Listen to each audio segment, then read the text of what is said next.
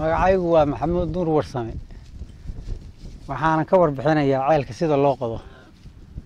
ceelka saraftaana lagu qodaa barqadii baa goortii la soo quraacdo ariga laga soo hormaraa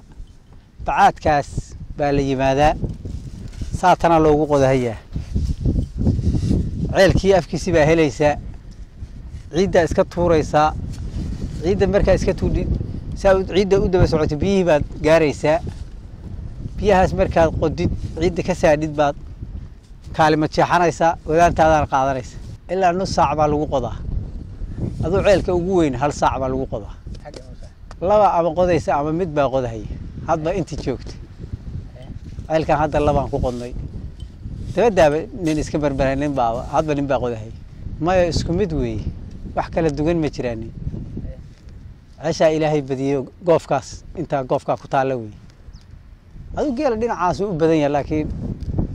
ceeshu waa isla biyo isku xidid weeye isku il weeye